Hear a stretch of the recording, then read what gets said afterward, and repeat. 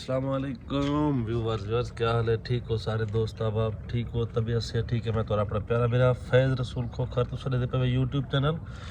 गुजरात अला खोखर व्यूवर्स दे पे सवेर सवेर का टाइम है तो कितना प्यारा मंजर है। मैं अपने घर की छत दे उत्ते मौला दा आलम ਤੁਹਾਡੇ सामने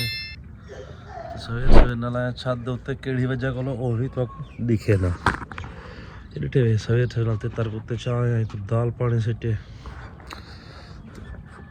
एक पोजीशन है बाहर दी सवेर सवेर नाल। अस्सलाम वालेकुम दोस्तों क्या हाल है? ठीक हो? तबीयत से ठीक है सारे दोस्तों दी?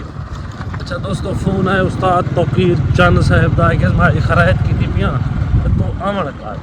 दोस्तों हुण उडही रात बड़ा वेदा पे पकुड़े शाम सवेर नाल मैं क्या कुछ चंगी चंगी खबर आ सी सवेर सवेर नाल व्लॉग बनाए मुठी के मैं क्या चंगा माहौल पड़ से बस मैं समझ गया वा। वो तो बाद उस्ताद साहब का फोन ठक लगे सी वो उस्ताद साहब का घर सामने के खरा पैज मेरी ते पहुंचन घर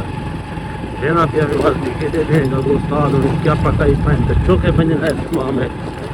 भावे उस्ताद ने धोखा किया सारे नाल दे दे बड़ा अल्लाह खैर करे सी तो इनके उस्ताद तो के चंद साहब को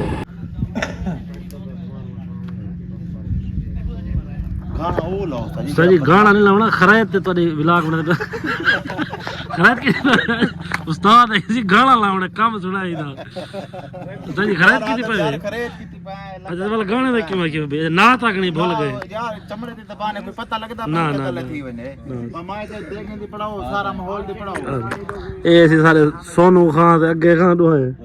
ए दिलो ब्रांड है पिछला हां सॉरी दिलो ब्रांड रह गए मामा कासिम है पिछला मामा कासिम वाला आखिरी सा है चाहिए ए आप बैठे स्पीकर उस्ताद जी तोरे मौली वाली भेण ये की है पई उस्ताद जी आप बैठे चलो मेहरबानी सारा भेड़ बैठी है मतलब जुबैर साहब से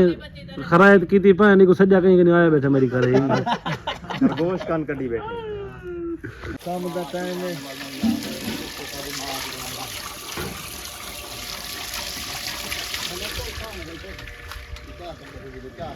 क्या दे पहले जुबैर भाई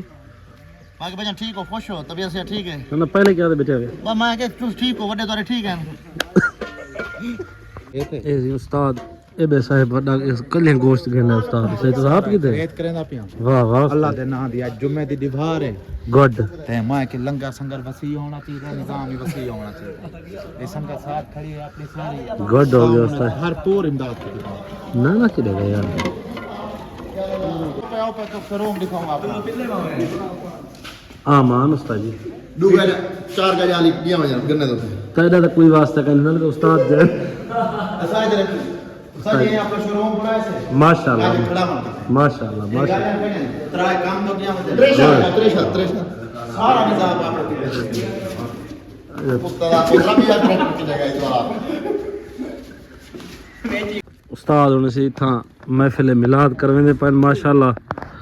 कनाता लग जा पर मौली साहब भी है इंशाल्लाह मौली साहब दा बयान भी तो को सुनवेसू तो उस्ताद ने खर्चा माशाल्लाह चंगा कीती पर वन बिया जरा वो लंग गोलान वाला स्कूल कने कारी अब्दुल खान दा पुत्र है एक के मामा अच्छा ये हुन तैयार है उस्ताद ने साउंड भी मंगवाई खन माशाल्लाह टीम में आवे भैया बंदे सारे तामो ने चन मिला शरीफ दे ए भैया ने सारे संगा तामो ने चे मिला शरीफ करने पे है माशाल्लाह माशाल्लाह अल्लाह से उस्ताद जी तोरे रिज़्क में बरकत पावे से ये सोन मंगवाया थे तकरीर होसी ते अल्लाह खैर करे संगते दे में सो दुआवां हन अल्लाह ताला रंग लावे दोस्तों ये तो साडे दे पे वे दे गए ने मिसाल ऐसी सारे तैयार हैं उस्ताद ने बनाए पर वाइट चावल नाल विच मुर्गी दा गोश्त ते कमाल जा चीज भूख तो नहीं लगी गधी भूख तो नहीं लगी गधी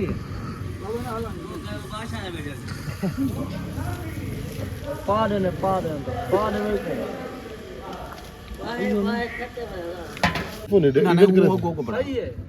सही है मरका खरायत चल गई है उस्ताद ने सारे को खरायत खवाई माशाल्लाह दरे है ना उस्ताद जी लंगर आला है बहुत वाले उस्ताद ने पिलाई है भाई भी मंगवाई बैठे हां सही कर दे बेटे नदीम बिरादा भी शुक्रिया नदीम बिरादा के खादी आज चस अल्लाह चती भी बोतल अल्लाह आवे ने खैर कबूल करे। आमीन ठीक है दोस्तों, अल्लाह हाफ़िज़। अल्लाह तो को